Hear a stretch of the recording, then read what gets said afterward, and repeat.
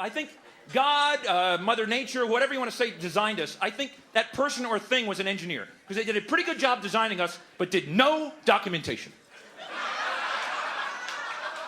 There's nowhere to go to look up for stuff, so you have to do your own. And I've started compiling my own data, and I call it a user's guide to life. And by the way, your results may vary. And these are just things that I've noticed. I can't explain some of them, but they're just things I think you'll see some things that you can relate to through this little presentation. And you'll see, this is one I've noticed that happens at my gym all the time, okay? That's the locker room at my gym. I walk in, I'm standing at my locker, right? Just getting ready. Within 5 minutes, the next 12 people that come in, this is where they end up.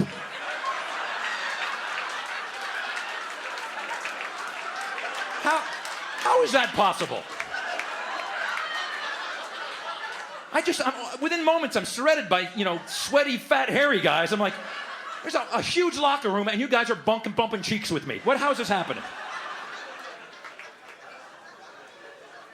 This next chart, I got this off the internet, or not the internet, USA Today, and this is what they said was the actual usage for the internet. And they said reading email 32% of the time, working 22% of the time, shopping 16%. And I looked at these numbers, and I think theoretically this is what they would like it to be, but I don't think that's even close to the truth. I figured the numbers were correct, but I would relabel them the way I think it really is, so I did. I think 1% of the time is actually spent working. I think 5% of the time is spent trying to remember passwords.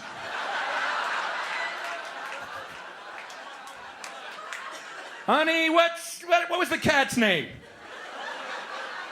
No, the third one. 8% of the time is spent actually checking email. 11% of the time deleting Viagra spam. 13% of the time deleting mail enlargement spam.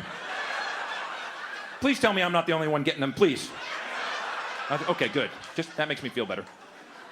16% of the time is spent deleting anti-spam spam. That's really quite annoying.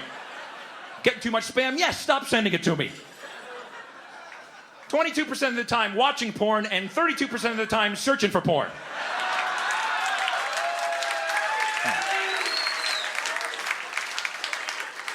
That's why Google people are millionaires, thanks to the porn habit in this country. Now, this next slide, when I put it up here, you're immediately going to know, guys are going to know what I'm talking about. Ladies, you're going to learn something about a little social situation that us men face almost every day. When we walk into a public restroom, and there's a guy already standing at a urinal, we're immediately faced with the question, which urinal do we go to? And really, I put some thought into this because I've asked a lot of guys, and most guys say, and I've done a little engineering analysis, most guys say you should go here. So that's solution number one. Now let's look at that for a second. I think that solution under analysis, actually that says, that's too far. That sends a message to that other guy, man, you look weird. I'm staying way far away from you. See, that's a little insulting. On the other hand, you don't want to go here because that sends a message, hey man, I'm weird.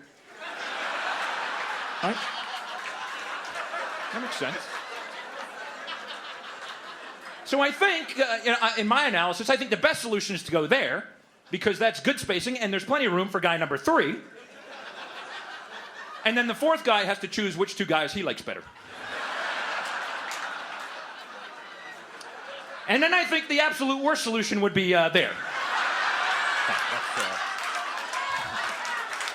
Although, I gotta say, I've always wanted to try that. Hey, how you doing? Hey, move over a little bit, Sparky. Hey, how's it going? Yeah, nice to meet you, yeah.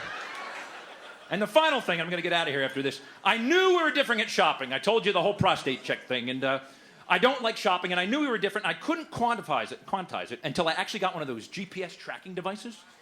And I tracked my wife and mine's shopping trip. So all you had to do in this little experiment was go to the mall, go to the Gap, and buy a pair of pants.